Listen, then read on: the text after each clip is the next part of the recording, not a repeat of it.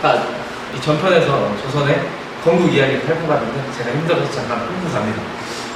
새롭게 오늘은 조선의 왕들에 대해서 그리고 중앙 통치 조직에 대해서 연속으로 한번 살펴보도록 하겠습니다. 조선의 왕, 여러분들 아마 뭐 태종천세 문단세, 그죠? 이런 거 많이 외웠을 거예요. 그런 식으로 여러분들 따라하시면 되겠는데요. 왕들의 업적과 관련해서 설명을 해주도록 하겠습니다. 여러분 잘 알다시피 이성계, 우리가 태조 이성계라고 부르죠. 태조 이성계는 조선을 건국하는 공로가 있습니다. 태조 이성계가 조선을 건국하는 데 굉장히 많은 도움을 준 인물로 우리가 정도전이라고 하는 인물을 꼽을 수 있죠. 정도전은 어떠한 세상을 꿈꿨냐면 바로 왕 중심보다는 재상이라고 하는, 그래서 왕의 역할과 재상의 역할이 좀 따로 있다라고 생각을 했던 것 같아요. 그래서 재상이 이제 정치를 담당하는 그러한 역할을 하는 것들을 꿈꿨던 것 같아요. 그래서 이 세상에서 똑똑한 재상들이 모여서 정치를 해 나간다면 그래도 한 명의 왕이 권력을 잡고 있는 것보다는 낫지 않겠냐라고 하는 생각을 하게 되고, 바로 정도전은 재상 정치를 꿈꾸게 되죠. 그래서 나타나는 제도가 바로 의정부 서사제라고 할 수 있습니다. 좀 이따 설명을 할 거예요. 이러한 상황에서 이제 태조가 왕으로 오른 다음에 이제 중요한 일이 뭐였냐면 그 다음 왕을 정하는 거였어요. 바로 우리가 세자 책봉이라고 할 수 있죠. 그런데 세자를 책봉할 때 이성계에게는 부인이 2명이 있었거든요. 첫 번째 부인은 이제 좀 죽긴 했지만 6남 2녀의 자식. 두 번째 부인은 젊은데요. 2남 1녀의 자식을 두게 되죠. 일반적으로 가족의 분열이 없으려면 첫 장남을 세우는 게 좋았겠죠. 그런데 정도전과 두 번째 부인 사이에 뭔가 미랄이 뭔가 있었던 것 같아요. 그래서 이성계를 꼬드기게 되고, 그렇게 이성계는 두 번째 부인 방석을 세자로 책봉을 하게 됩니다. 그러자 당연히 첫 번째 부인 형들, 그렇죠? 첫 번째 부인의 아들들이면서 배다른 형들은 굉장히 여기에 대해서 분노하게 되고, 그로 인해서 바로 이방원들, 그의 형제들이 난을 일으키는데요. 바로 그게 1차 왕자연합입니다. 1차 왕자연합을 통해서 바로 태조 이성계를 상왕이라고 하는 존재로 약간 쫓아내듯이 하고서 바로 이방원은 자기의 형을 정종으로 세우게 되죠. 그리고 자신은 정종의 세자가 됩니다. 즉 다음 왕을 약속을 받았다라고 하는 거예요. 그러한 상황에서 정종이 왕이 되자, 첫째가 아니거든요. 그러자 다시 한번 왕위 쟁탈 분쟁이 나타나게 됩니다. 2차 왕자연안이고, 이 왕자연안을 바로 진압하는 데 앞장선 사람이 태종 이방원이고, 결국에는 이 사건 이후에 이방원이 정종 다음의 왕으로 즉위를 하게 됩니다. 이방원은 아까 정도전이 만들고 추진했었던 의정부가 중심인 의정부 서사제라고 하는 그러한 정치 체제를 바로 육조 직계제라고 하는 그러한 체제로 돌리게 됩니다. 법적을 잘 알아두세요. 육조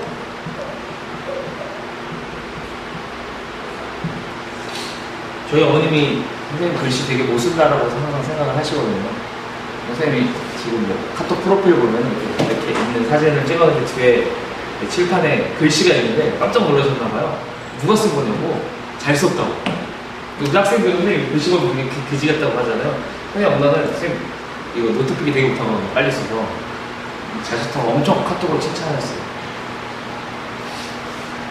고슴도치도 자기 자식을 믿기다고 하잖아요. 그죠? 아직까지 사랑받는 자식. 어쨌든 육조직계제를 실시를 하게 되죠. 여기서 잠깐 선생님이 이쪽에 카메라맨 잠깐 앞으로 봐주시면요. 선생님이 먼저 중앙통치조직에 대해서 잠깐 설명을 한번 해주도록 할게요. 이게 조선의 이제 중앙통치체제인데요. 그래서 왕이 있고요. 그 옆에 대신들, 재상들의 모임인 의정부가 있고요. 그 다음에 실제적인 행정 업무를 담당하는 육조가 있습니다. 들어와. 짐챙겨 왔어요, 나? 체육복이니? 네. 육조가 있습니다. 왕, 의정부, 육조가 중심인 체제죠. 자연스럽게 보시면 알겠지만 의정부, 서사제는 의정부가 중심인 체제예요. 그래서 의정부에서 왕에게 뭔가를 건의를 하죠. 여기서 뭔가 회의를 통해서 결정을 해서 왕에게 건의를 하면 왕이 그것을 허락합니다. 그리고 의정부에서 6조의 명령을 내리죠. 표현했요. 그리고 6조에서 그 업무를 행한 이후에 바로 의정부에 보고를 하는 그러한 시스템이죠. 그러다 보니까 자연히 의정부가 굉장히 중요한 역할을 감당합니다. 그런데 태종 이방원이 즉위를 딱 하고 나니까 의정부의 힘이 센 게 너무 싫은 거예요. 그래서 바로 이 시스템을 바꾸게 되죠. 지금 화질을 좀 낮춰가지고 화면이 흔들릴 수 있습니다. 네, 이해를 해주시고요. 제가 아까 저장하는 거지 SD카드를 망가뜨렸거든요. 두 개 있는. 어쨌든 이제 왕이 의정부를 왕따시키기 시작합니다. 원래 의정부에서 보고하고 제가 했으면 명령하고 보고하는 시스템이었다면 이제 왕이 직접 6조에 명령을 하게 되죠. 그리고 6조에서 직접 왕에게 보고를 하는 그러한 시스템으로 돌아가게 되는, 그거 바꾸게 되는데 그게 바로 6조 직계제라고 할 수 있습니다. 굉장히 왕권 중심적인 체제죠.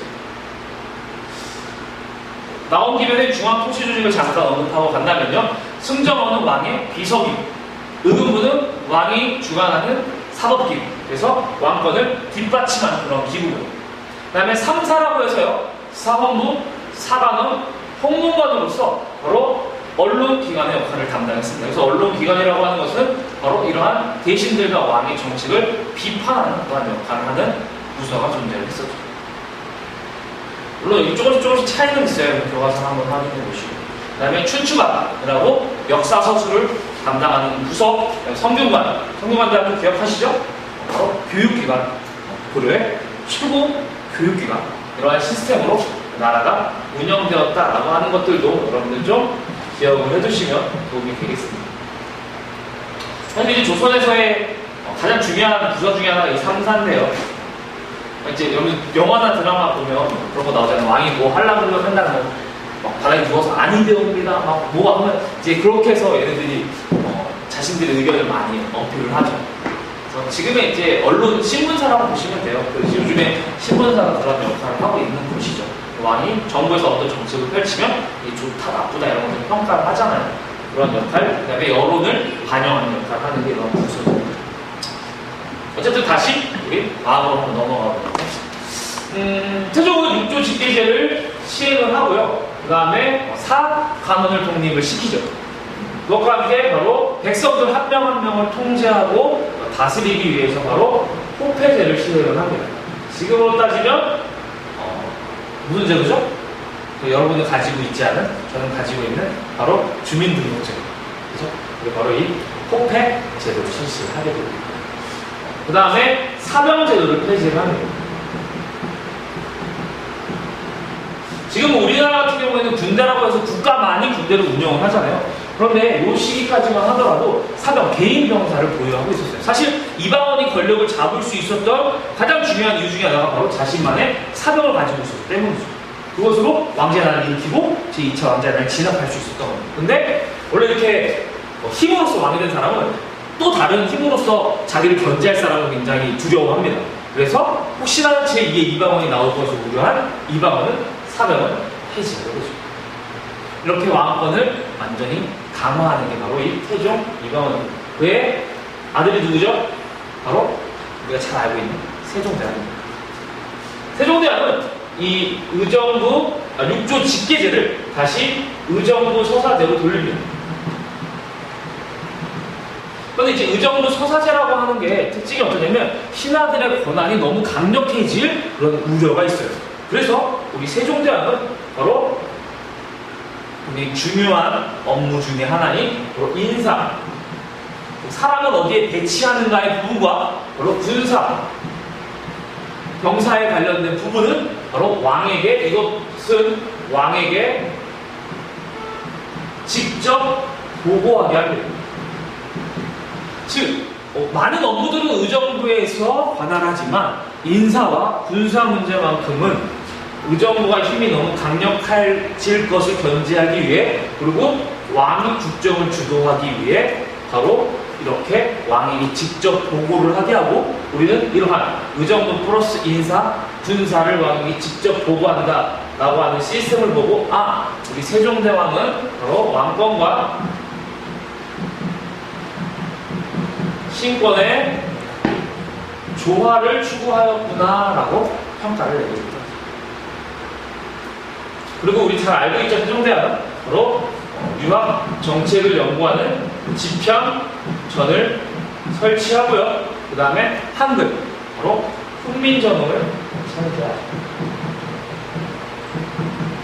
갑자기 더 있지만 우선은 이 정도 한번 알아두고 갑시다.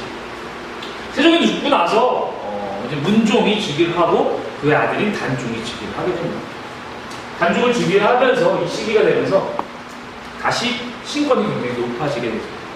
여기에 불만은 포문, 그리고 우리 세종 이방원을 롤모델로 삼고 있는 바로 한 명의 인물이 등장을 하게 되죠. 그 인물은 바로 수양대군.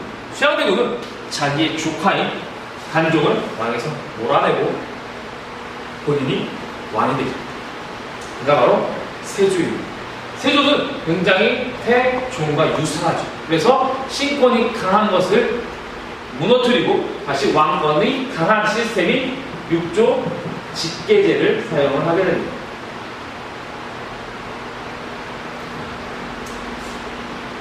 그리고 나서 이 지편전이